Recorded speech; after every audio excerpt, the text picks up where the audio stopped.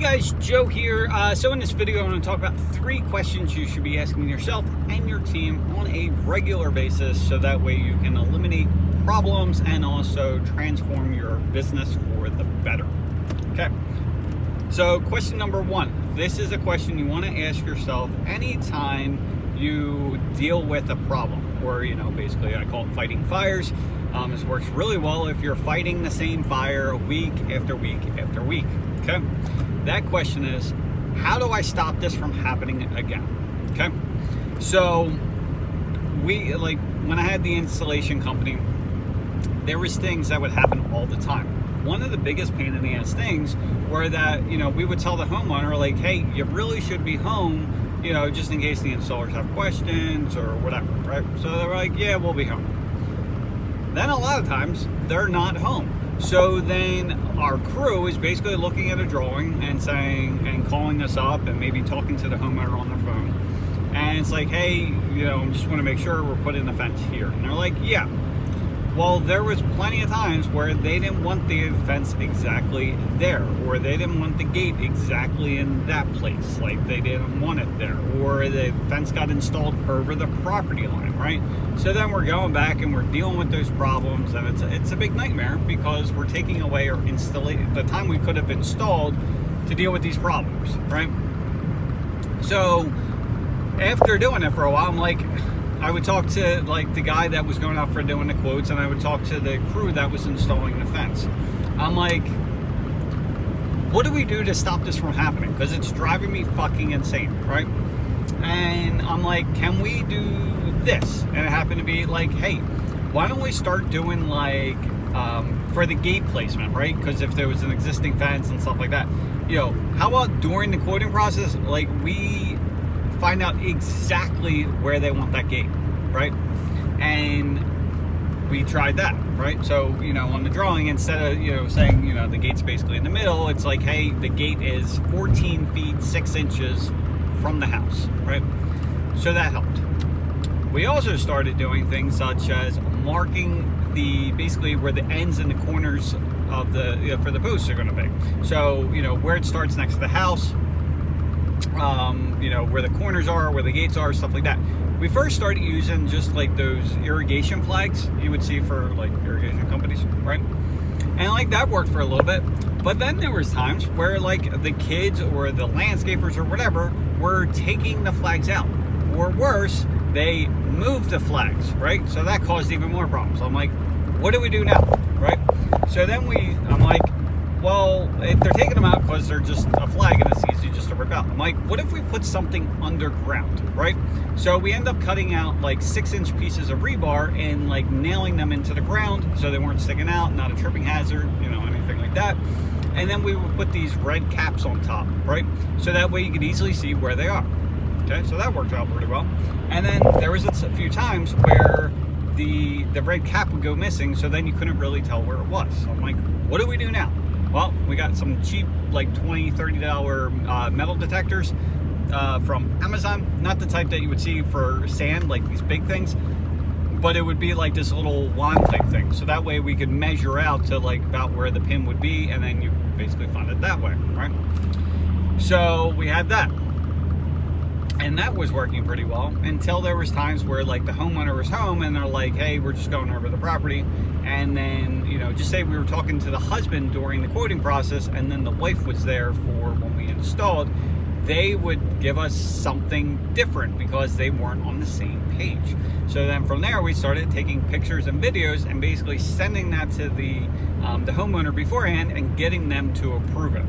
So that's what we did. That stopped all the problems from installing the fence in the wrong place. Didn't matter if the homeowner was there because we knew exactly where everything was going. So that solved everything, right? So then we could go on to the other problems. So again, ask yourself that question. Now, if you're anything like me and you've been dealing with the same problem over and over and over, or your business is just falling apart, it's not going to be easy to ask yourself that question in the moment, because honestly, I would normally be flipping out inside my head. So it would normally take a few hours or even the next day once everything was, fixed and I'm calm, that I could say, all right, how do we stop this from happening again? There's that, okay? The next two questions. So what I personally started doing within my own company, it's only been 3 weeks, but it's been making a big change in the business, is that every day I sit down with a different person on my team. Right now we have 10 people, so I'm able to sit down with, half the team the first week, half the team the second week, and I keep going over and over. So it's been 3 weeks. So at this point, I've met with 5 people twice and 5 people once so far, okay? So what I do now, and the reason why I do this is for a few reasons, okay? Number one is I feel like the more communication that there is throughout the team, the better it is, right? The other thing is that we're expanding pretty rapidly, and I need to figure out for each area, like, what the hell needs to happen so that way we can handle a lot more business without bringing in a shit ton more people, right? Also want to eliminate mistakes and like all that kind of stuff. The other thing is that we've had recently quite a few people that are leaving, and not so much on bad terms, but they're realizing because of the core values that we have within our company, they're just not a good fit, right? So they end up doing their own thing, which is fine.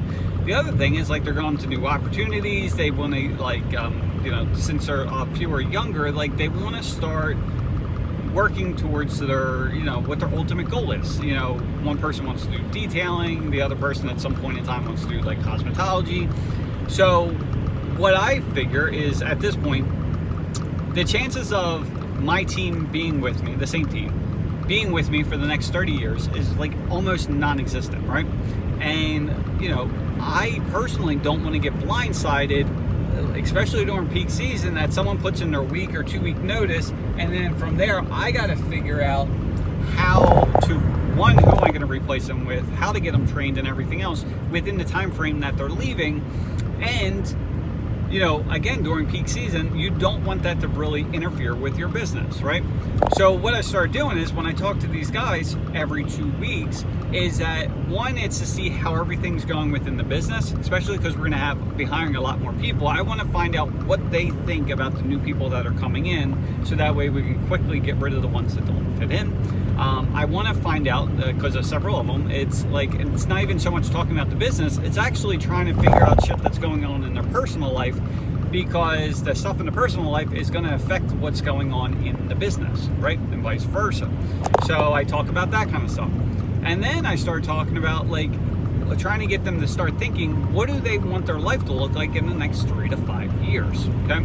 And the reason why I want to do that is because I want everyone within the company to be successful.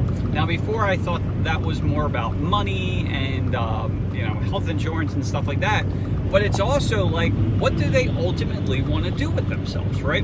And at this point, I've started several businesses. I know pretty much what to do at this point, right? I'm not an expert in absolutely everything, but as far as starting and growing a business pretty quickly, I'm pretty good at that at this point, right? And also, I think a lot of people just need, like, an accountability coach, because people know what the hell they're supposed to do, they just don't do it, right? So that's where I come in and try to help them, push them along to whatever they want to do. Because even if I'm helping them get into, like, the one person that wants to detail cars, even though I'm helping them not be a part of the company, while they're here, they're going to be happier as an employee, or I call them team members, than they would have otherwise, because they're actively working towards their goals, right? The other thing is that, one, I get satisfaction out of that. Like, I enjoy that shit. Like, if I'm able to help someone, the purpose of doing these videos, if I can help you guys, it makes me feel better, right? So selfishly, that's for me. The other thing is, if we're talking about this, so this person with the detailing, if they are like, hey, by July of next year, I want to start my own thing, right?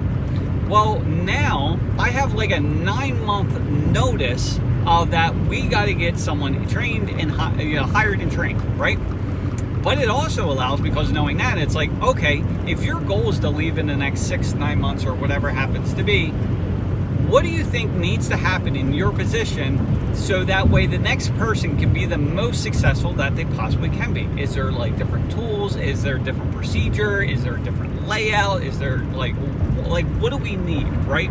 So then we start growing and adapting, so that way the next person's left better off than the person before them, which only makes the person that's currently in that position that much better as well, and that much more efficient, right? So that's why I do it. So anyway, going back to these two questions, I guess this should have been a separate video. But, so you got these two separate questions. Number one I asked them is, what is one small tweak that we can make that would make a big impact on your job? Okay. Now, for the person that wants to do the detailing, she actually built her aluminum. So one thing she said is like, it would be really helpful if we had a place for more pallets. So that way, when I empty, when I fill up one, I'm not constantly asking the team to bring another one for me, because like they get busy, right? So then she's stuck waiting, they have to stop what they're doing, that kind of thing. So I said, well, why don't we just try, I'm like, can we put like, instead of bringing back one pallet, can we bring it back two and just sit it, on top of one another, so that way when the first one's full, they just take that away and then you're left with another one. She's like, yeah, that'll probably work. Well, a few days later, because our warehouse is really tight, like it's really, not really small, it's like, I don't know, 12, 15,000 square foot, but like we've maxed it out at this point, right? And so anyway, a few days later, I come back and I'm like, hey, how you doing, whatever. And I look over, I'm like, and there's a space that normally had stuff in there that's completely empty, and now there's going to be pallets there, right? So instead of just having one pallet, now there's going to be like 10 pallets sitting there. So like there's never any waiting for this stuff.